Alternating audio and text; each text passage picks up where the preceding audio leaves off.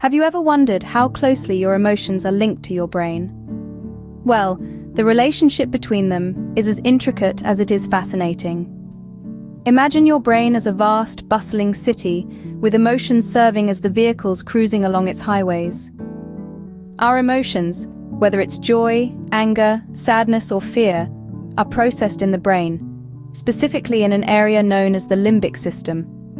This region includes the amygdala, which plays a key role in emotional responses and memory, and the hippocampus, involved in storing emotional memories. So, how does all this work? Let's consider an example.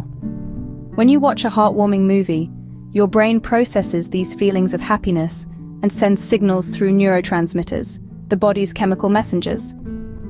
Dopamine, often known as the feel-good neurotransmitter, is released, giving you that warm, fuzzy feeling inside. However, it isn't always sunshine and rainbows. Emotions can also take a toll on our mental health. The same brain that processes happiness can also process fear, anxiety, and stress. For instance, when you're stressed, your brain signals the release of cortisol, the stress hormone. Prolonged exposure to cortisol can lead to mental health issues like anxiety and depression. Neurotransmitters don't just play a role in how we feel, but they can also influence our moods and overall mental health. For example, serotonin, another neurotransmitter, regulates mood, sleep, and appetite. A deficiency in serotonin is linked to depression. That's why some antidepressants work by increasing serotonin levels in the brain. Our brain's complex dance with emotions is a delicate balance. When that balance is disrupted, it can lead to emotional turmoil and potentially mental illnesses. We're only just beginning to understand the complexities of this relationship, but one thing is clear: our emotions and our brain are intertwined in ways we can't ignore. Understanding this link is the first step to comprehending how emotions can lead to mental illnesses.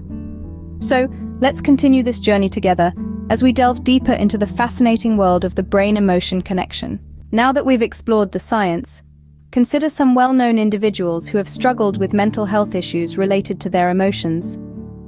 Firstly, we delve into the life of the pioneering English writer, Virginia Woolf. Her work has been celebrated for its profound emotional depth, and yet, Woolf herself grappled with severe bouts of depression throughout her life. Her emotional turmoil often seeped into her writing, allowing her to create characters and narratives that resonate with readers on a deeply personal level. Next, let's turn our attention to the renowned painter, Vincent van Gogh. Known for his post-impressionist works, Van Gogh's life was a tumultuous one, marked by intense periods of emotional distress. His mental health struggles are believed to have greatly influenced his art, giving birth to some of the most poignant and emotive paintings in history. Lastly, we look at Sylvia Plath, a gifted poet and novelist. Like Woolf, Plath had a lifelong battle with depression, which ultimately led her to take her own life. Her poetry, often laced with themes of despair and mental anguish, provided a stark, unfiltered look into her emotional state. These figures, each iconic in their own right, had one thing in common. They lived with emotional turmoil that deeply affected their mental health. Yet they also used their emotions as a fuel for their creative endeavors. Their stories are not just tales of struggle, but also of resilience and the human capacity to create beauty out of pain. Their experiences show us that emotions, while a fundamental part of our human experience, can also be a double-edged sword. They can inspire us, drive us, but they can also lead us down a path of mental illness if not properly managed. These stories serve as potent reminders of the profound impact emotions can have on our mental health. So, how did these emotional processes and their impact on mental health affect us in our everyday lives? Let's delve into that. Our emotions are like the unseen currents that steer our ship through the sea of life. They influence our decisions, our relationships, and shape our perception of the world around us. Think about it. Have you ever made a decision because you were in the mood for something? That's your emotions guiding you. They can lead us to make choices that bring us joy and fulfillment, but they can also lead us down paths of regret if not managed properly. Emotions also play a vital role in our interpersonal relationships. They are the language of connection. We empathize with others by sharing in their feelings, and it's through this emotional exchange that bonds are formed and nurtured. However, emotions unregulated can cause rifts and misunderstandings. Ever said something you didn't mean in the heat of the moment? That's unmanaged emotions at play. This is why emotional regulation is crucial. It's about understanding and managing your emotions, not suppressing them. It's recognizing when you're feeling angry, sad, or scared, and knowing how to respond in a way that's healthy and productive. But what does healthy emotional regulation look like? It can be as simple as taking a few deep breaths when you're feeling stressed, or stepping away from a heated conversation until you've calmed down. It can also involve more complex strategies like cognitive behavioral therapy or mindfulness meditation.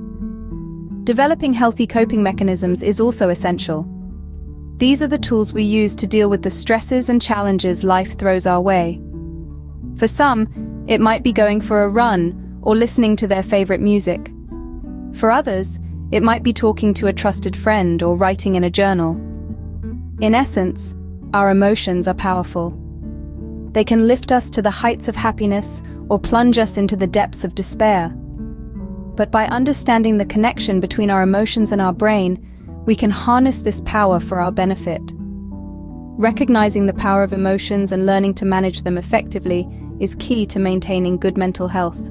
To wrap things up, let's revisit what we've learned today. We've delved into the intricate connection between our brains and our emotions, exploring how our feelings are not just abstract entities, but are tied to the very physical reality of our brain's workings. We looked at compelling examples of famous figures who have grappled with emotion-related mental illnesses, shedding light on the fact that no one is immune to emotional turmoil, regardless of their status or accomplishments. We also examined the profound impact of emotions on our everyday lives, underscoring the importance of and addressing our feelings for the sake of our overall well-being. In essence, our emotions and our brains are inextricably linked, a relationship that, when understood and managed, can lead to improved mental health.